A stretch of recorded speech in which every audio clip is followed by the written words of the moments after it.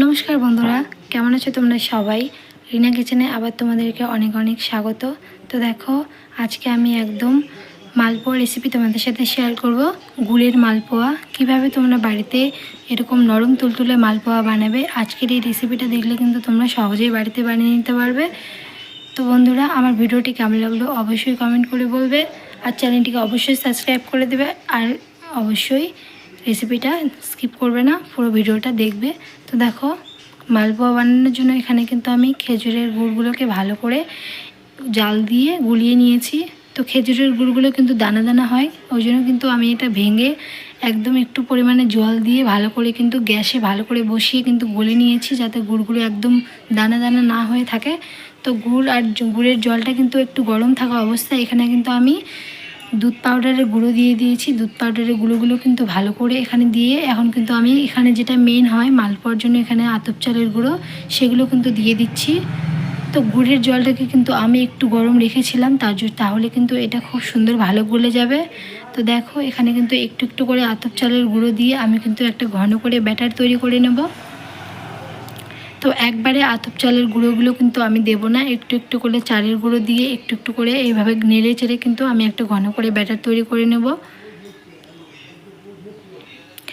তো মালপোয়াগুলো একটু নরম করার জন্য এখানে আমি সামান্য পরিমাণে গমের আটা দিয়ে দিচ্ছি। তো আটাটা দিলে মালপোয়াগুলো কিন্তু নরম তুলতুলে হবে। তোমরা আটার জায়গায় আটার বদলে কিন্তু তোমরা একটু সুজিও দিতে পারো কিংবা আটাও দিতে পারো। আমার মনে হয় আটা দিলে একটু বেশি ভালো হয়, তার জন্য কিন্তু এখানে আটা দিয়েছি, তোমরা চাইলে সুজিও দিতে পারো। তো দেখো, এখানে সামান্য একটু পরিমাণে লবণ দিয়ে দিচ্ছি, যাতে মালপোয়ার টেস্টটা আরও বেশি ভালো হয়।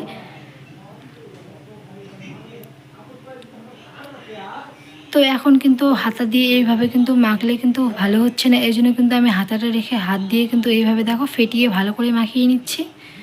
তো এখন কিন্তু এটা একটু বেশি গাঢ় হয়ে গেছে, তার জন্য কিন্তু আমি এখানে সামান্য পরিমাণে একটু জল দিয়ে ভালো করে নরম করে একটা ব্যাটার তৈরি করে নেব। তো খুব বেশি গাঢ় না, আবার খুব বেশি পাতলাও না, এইভাবে কিন্তু একটা ব্যাটার আমি তৈরি করে নেব। তো দেখো কি সুন্দর একদম ব্যাটার তৈরি হয়ে গেছে, একদম পাতলাও না আবার একদম গাঢ়ও না। তো এখন কিন্তু আমি মালপোয়াগুলো ভেজে নেব। তো দেখো, এখানে মালপোয়া ভাজার জন্য এখানে আমি কড়াই বসিয়ে দিয়েছি। তো কড়াই গরম হয়ে গেলে সাদা তেল এখানে আমি দিয়ে দিচ্ছি। তো এখন দেখো তেল গরম হয়ে গেলে এখানে আমি একটা ছোট হাতার সাহায্যে কিন্তু এখন মালপোয়াগুলোকে ভেজে নেব।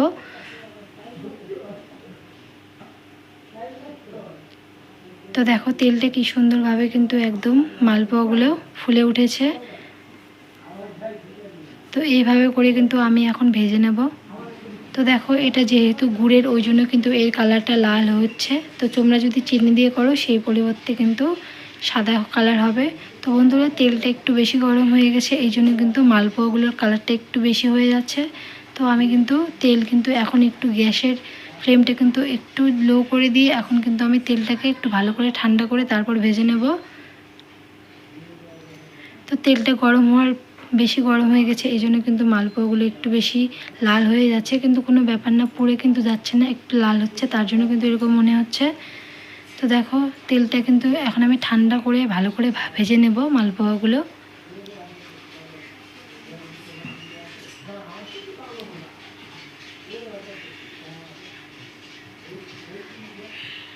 তো দেখো, এই যে মালপোয়াগুলো কিন্তু একটু লাল বেশি হয়ে গেছে, তার তেলটা গরম হওয়ার জন্য। এখন কিন্তু আমি তেলটা একটু ঠান্ডা করে নিয়ে এখন কিন্তু আমি ভেজে নেব। দেখবে কি সুন্দরভাবে কিন্তু সাদা কালার চলে আসবে।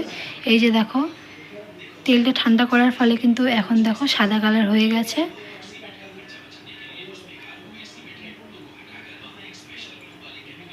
তো দেখো, এই যে প্রথমের মালপোয়াগুলো কিন্তু একটু বেশি লাল হয়ে গেছে, কিন্তু কোনো ব্যাপার না, খুব সুন্দর লাগে খেতে। আর এখনকারগুলো ঠান্ডা তেলে ভাজা হচ্ছে, ওই জন্য কিন্তু একটু সাদা কালার আসছে। তো বন্ধুরা, ভিডিওটি কেমন লাগলো অবশ্যই কমেন্ট করে বলো, আর চ্যানেলটিকে অবশ্যই সাবস্ক্রাইব করে দিও, আর ভিডিওটা ভালো লাগলে লাইক, শেয়ার অ্যান্ড সাবস্ক্রাইব করো।